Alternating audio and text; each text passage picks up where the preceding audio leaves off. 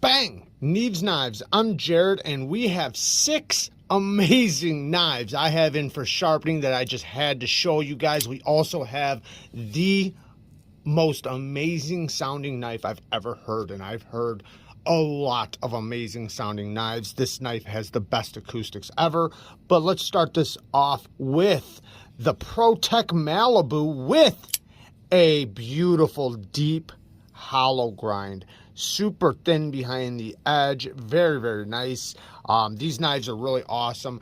I've reviewed one. I don't know if I did a full review on it, I can't remember, but I did review one of these.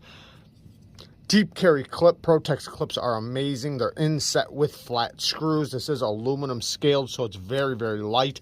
And because of the hollow grind, I'm not sure because I didn't get to check this out before it had the hollow grind, but it feels like the detent was improved after this hollow grind. I don't know though, because like I said, I didn't handle it beforehand, but the weight of the blade is less now, so this is a lighter blade. Even though the spine thickness is still the same, this is a lot of steel that was removed, so this thing is so smooth. So the detent, when it breaks, that light blade just kicks out. And yeah, it's super snappy, well tuned detent, rock solid lockup, and I can't wait to put a beautiful edge on this baby. Next, we have the Benchmade Adamus, and this is the big one. So this is my first time ever getting to check this one out. I did recently have the mini Adamus in for sharpening. This is the big daddy. And yeah, I see why everybody loves this thing. One, man, this thing is stupid smooth. Like, it's smooth on another level of smooth. Now, I know a lot of Benchmades are really smooth, but this thing is, it's crazy smooth, and it's locked up, rock solid.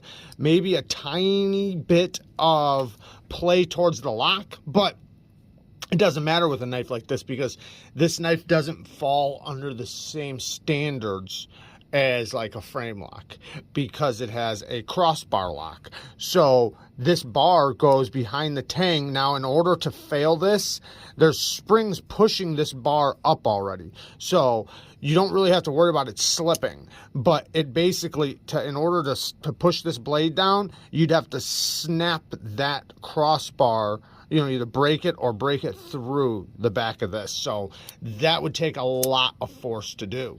And the geometry is thick, it is robust, but it makes sense because this is such a hard use feeling knife. I mean, you can get so much leverage behind your cuts, and it is definitely set up for hard use. Now, there's a lot of people doing regrinds on these, and I completely understand why.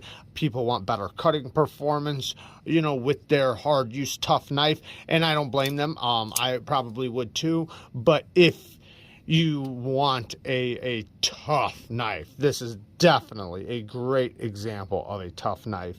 And it's in crew wear. I love crew wear. Fantastic steel. And yeah, there you guys go. Let's check out the next one. Next is the Vox Dapper. Now this is a Blade HQ exclusive. You can see their Blade HQ mark, M390 steel. It is a Italian made knife, and I cannot stress how snappy this little guy is. Normally I'm not a big fan of these type of flipper tabs because they're small, but in this case, the way they have it built, it gives you so much leverage above the center of the pivot. It almost has recoil. It snaps out so hard.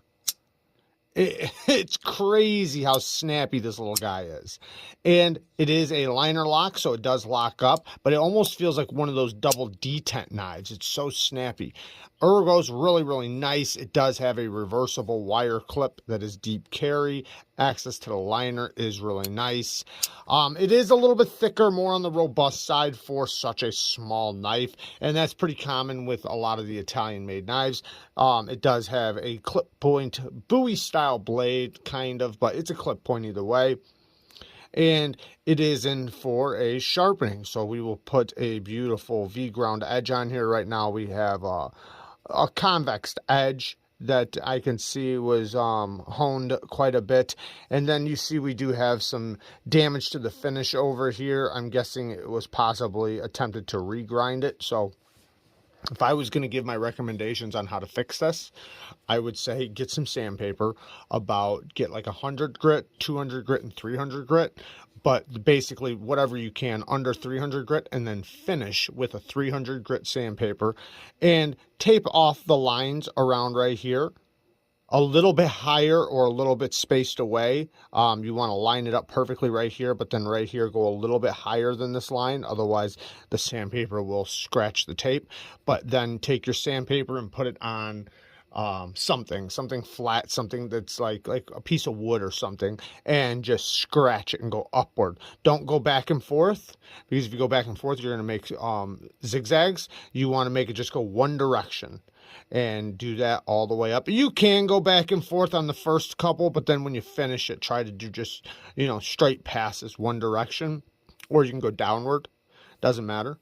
I guess I would recommend actually going downward, but that's what I would do. And then just replace it with the satin finish. You could do that, or you could just stone wash it. So take and just re-stone wash and re-etch it. It might not come out perfect because the finish was different from one side to the other when you started, but you could sand it down, then re-stone wash it. There's a lot of different ways you could fix this finish, but it's not that big of a deal. To me, I wouldn't even worry about it. I just resharpen it and use the heck out of it. Let's get to the next one. All right, so now we got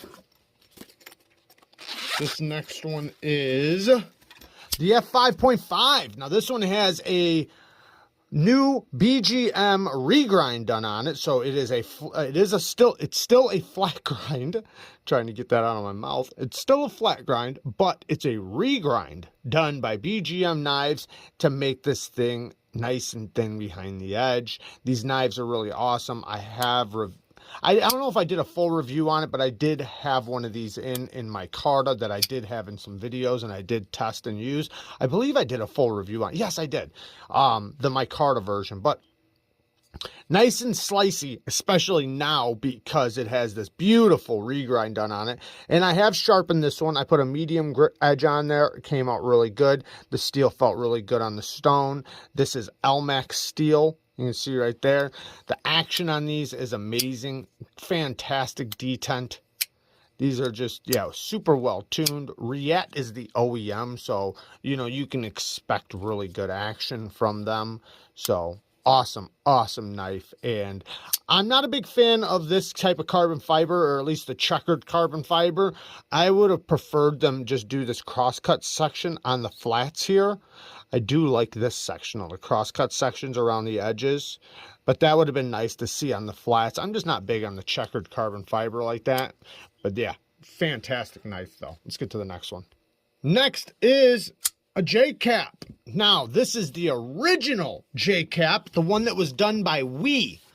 And this one has a beautiful regrind done by BGM knives. Nice and thin, super thin. And I'll say this, man, this thing feels amazing. Very, very well built. The action is insane. The detent is as good as you can get. Especially for the thumb studs and the placement of the thumb studs. You can't get any better with this detent. The ergos feel so good in the hand. These things, they don't look comfortable, but man, are they comfortable. At least in my hand. But yeah, the detent is super well tuned. It is very, very smooth. And I did start sharpening this. I have not finished it yet. I just started working on each side, reprofiling it. And I'm not sure what I'm going to take this one up to. I don't think I'm going to take it up to a mirror polish, but I might. We'll see how it goes, because the owner doesn't necessarily want a mirror edge. He just wants a really, really good edge. So we'll see what the steel says and how it feels. And yeah, but you can see that it's, well, maybe you can't, but it's the thinnest point is right here, and then it gets thicker and thicker and thicker and thicker all the way up to the thickest point, which is basically right here in the belly, and then it kind of tapers back just a little bit to the tip. Now, you can see that in the edge bevel, how it's smaller right here and it gets bigger and bigger and bigger and bigger. You can see that because that is the thickness of the geometry. Awesome, awesome knife. Let's get to the next one. I don't have a review on one of those, but I have had them in for sharpening. Now, last but not least, the most amazing sounding knife I've probably ever experienced, the HERMANN Slim. Now, this is my first experience with a HERMANN knife. Let me pull in the microphone and then we'll talk about the knife, because you guys got to hear the acoustics first.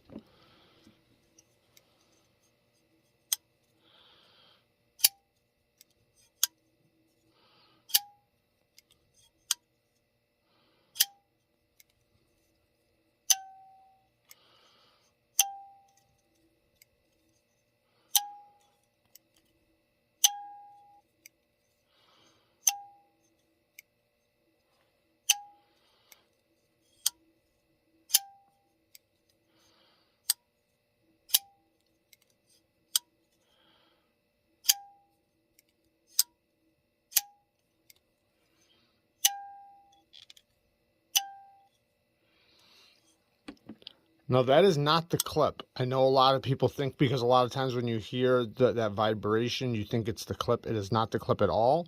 You can see I'll hold the clip. It is actually the liner. So the liner is actually screwed into the scale. So this is a titanium scale with a titanium liner. Huge detent ball. See how big that detent ball is? Holy cow, that's a big detent ball. So, which makes for very well-tuned detent.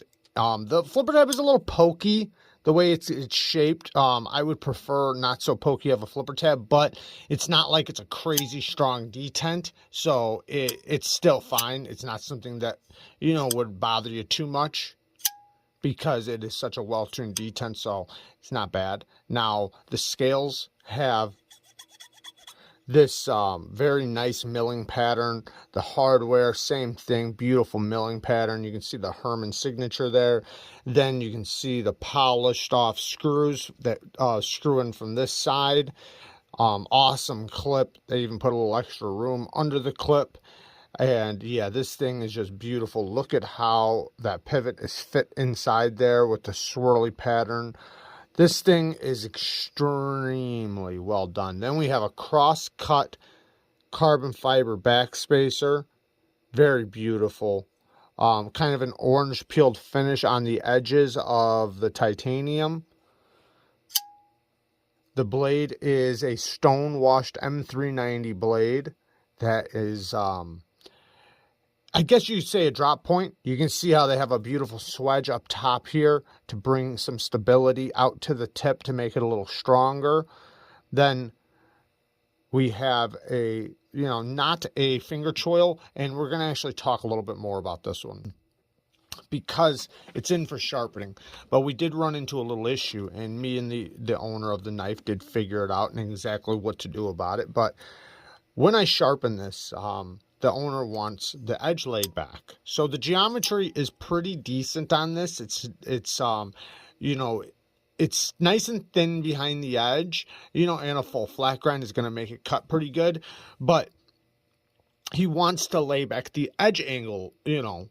So lowering back the edge angle means the edge bevel will get bigger. Now, when I lay it back and I make the edge bevel bigger, you can see the issue we're going to have.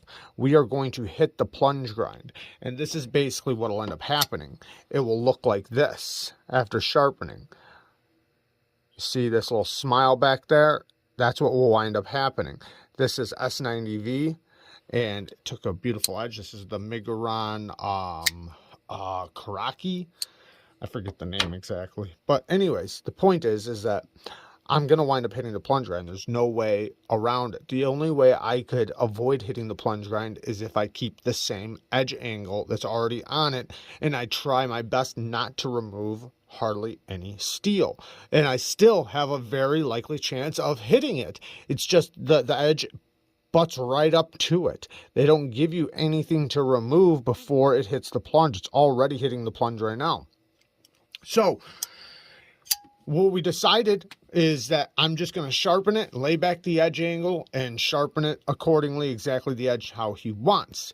Now, because they put the stop pin higher up here, there's nothing in the path and nothing in the way from putting in a new choil, putting in a finger choil or a new sharpening choil. So that is what he's going to wind up doing. He's going to get a new choil put on this, and one, it'll be beautiful because you'll be able to put your finger there, but two, it'll increase the sharpenability and the life of being able to sharpen it without hitting anything in the future. So I think that's literally the best thing you could do with this. I think the best thing you could do is put a new choil on this, or a finger choil or sharpening choil, whatever, so that you can do whatever edge angle you want. Because having it like this, it constricts you. It makes it to where you only can do the angle provided on the knife, and you can only do that once or twice, maybe, before you hit the plunge grind. But if you want